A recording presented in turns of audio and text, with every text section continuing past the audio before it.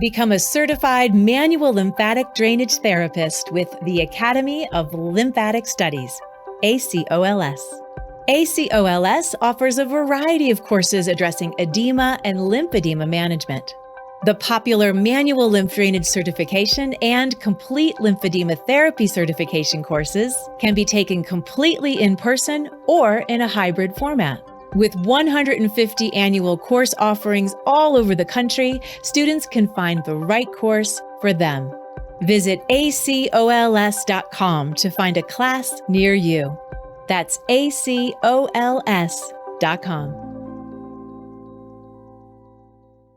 This episode is brought to you by Rebel Massage Deep Tissue Body Butter. Crafted because oil is too slick and lotion absorbs too fast, these organic, professional-grade bodywork butters give you the grip you've been looking for. The best techniques in the world can get lost without the right product to support them.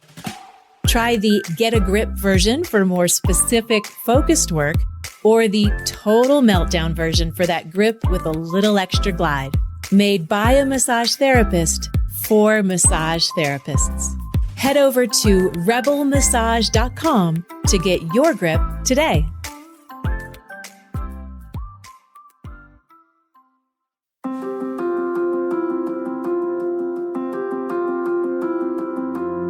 I got into this field because I feel stuff. Not like my hands can feel knots. Like I feel life deeply and passionately, which is a good thing. Life is full of huge emotions and meaningful connections and incredible creations. I'm a little over-the-top happy every morning when my kids wake up and I get to hug them. They get annoyed by it, but I am not about to rein that in. The flip side to this, though, is the part where the not-so-beautiful things affect me. I crumble inside if someone looks at me funny. I am in awe of those who can read the news and not fall into a pit of despair. And I obsess over whether or not I said the right thing. All of this to say, I think that we, massage therapists as a whole, get into this field because we feel things. We know people are in pain and we want to help. But a funny thing happens along the way. We finally make the decision to go to massage school and we have to learn science stuff. We have to learn muscles and tissues and systems and dysfunctions. And for some of us, that's cool and intriguing information. But for others of us, it is a big fat obstacle that pokes at us like a mosquito and makes us itch until we either kill it or ditch where we are sitting so we don't have to deal with it. The tests and assessments to make sure we are working correctly and within our scope of practice are there for good reasons. But if you are like me and you got into bodywork because you know deep down in your heart that there is something else there besides anatomy and physiology, the whole process feels like an uphill battle. Finding joy in discussing origins and insertions does not come easily. Dissecting how a muscle moves a joint does not move me to tears. Learning about how a nerve fires does not make me ponder why we love. Understanding how to apply a myofascial stretch in the right direction doesn't inspire me to write a poem. Or does it? I mean, maybe. It is kind of cool how the body works. It does make me want to understand some heftier questions like why we feel pain or why is it that some people can run faster than others. So admittedly, I have cracked open the door of allowing myself to be in awe of the human body. It does do some pretty incredible things. Does it stop me in my tracks like a good song might? Mostly no. But I'm beginning to think that our connection to the more artistic side of humanity doesn't only live in the art world. We can easily see the world through rose-colored glasses when they are handed to us. But putting on our own pair when we might not usually wear them is a choice that might just change everything.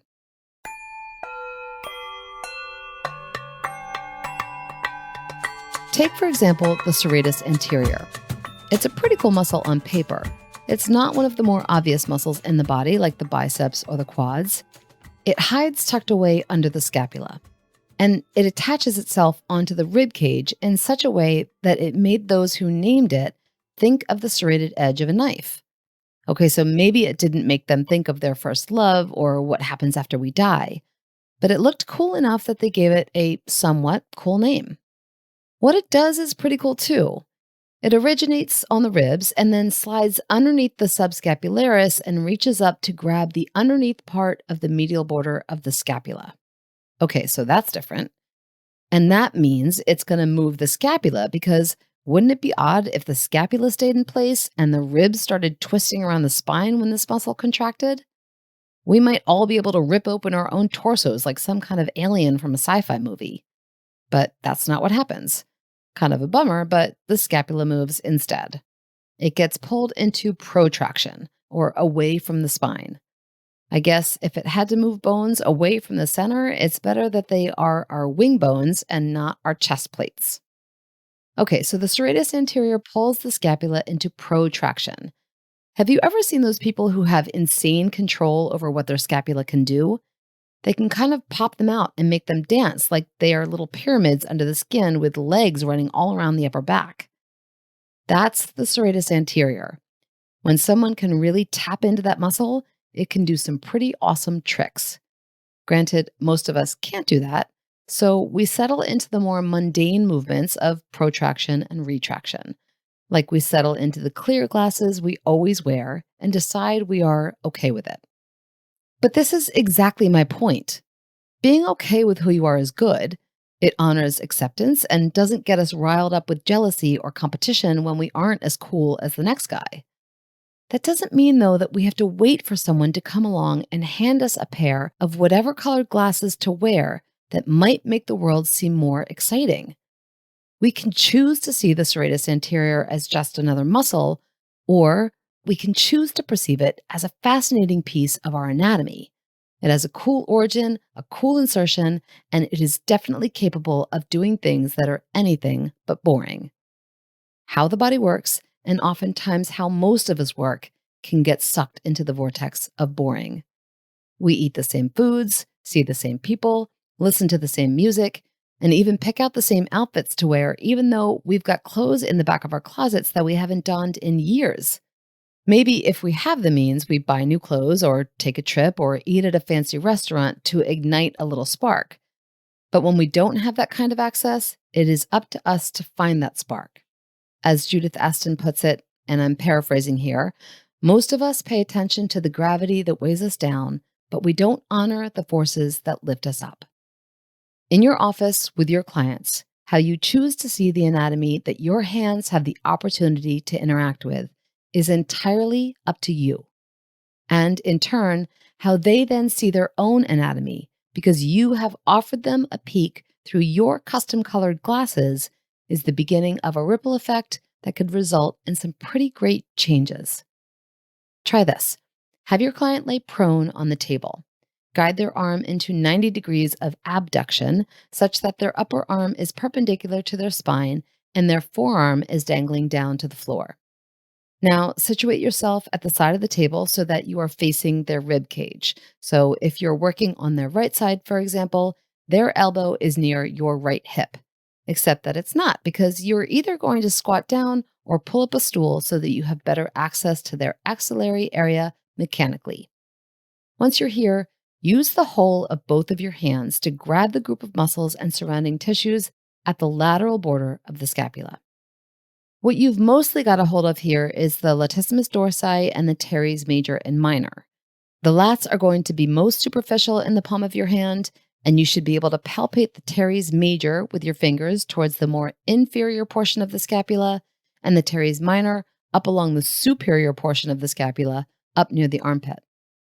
These are not the muscles we're focusing on here today. I'll save that for a future episode, but they are a good starting point for where we want to go.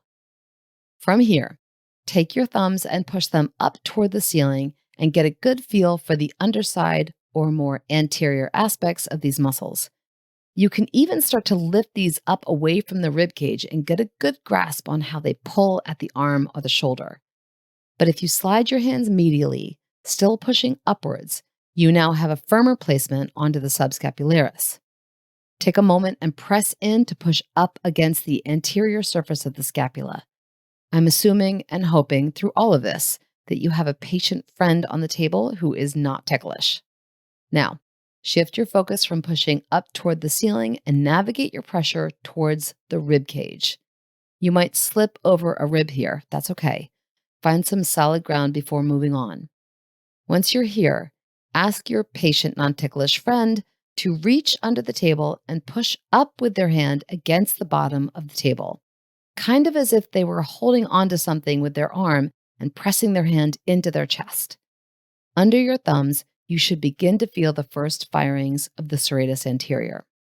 To get it to engage even more, and this is also a friendly reminder that you can always ask your clients to do a little more than they might be used to doing. Breathe in a little more deeply, exhale a little more completely, sink into the table with a little more weight.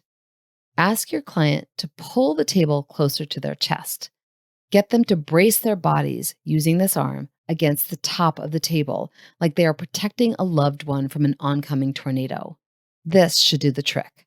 That serratus should be firing at full force, and you can now feel the actuality of this awesome muscle. What do you do from here, you might be asking? Well, first, tell your friend that they can let go and you can ease out of their ribcage.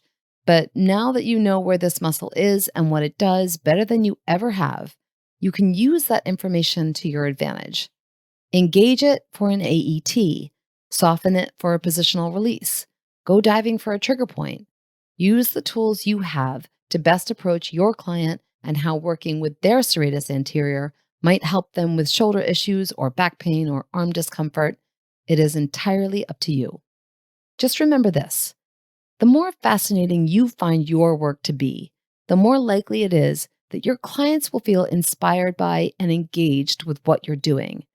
The more that they feel that spark, the more likely they are to carry it into their own daily lives and do their own self-care, stretching, hydrating, what have you.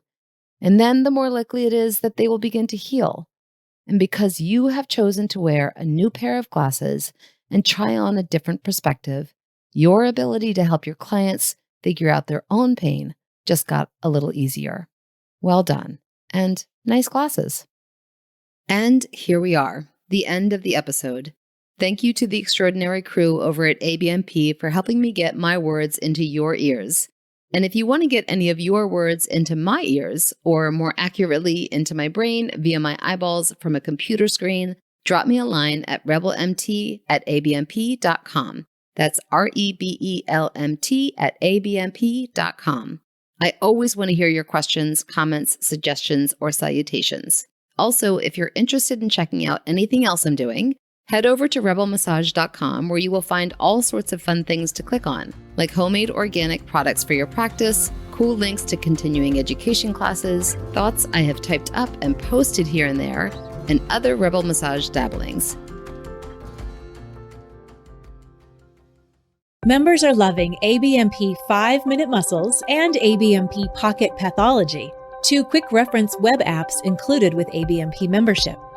ABMP 5-Minute Muscles delivers muscle-specific palpation and technique videos, plus origins, insertions, and actions for the 83 muscles most commonly addressed by bodyworkers. ABMP Pocket Pathology, created in conjunction with Ruth Werner, puts key information for nearly 200 common pathologies at your fingertips and provides the knowledge you need to help you make informed treatment decisions. Start learning today.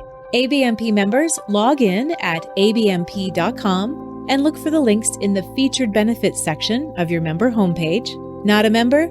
Learn about these exciting member benefits at abmp.com/more.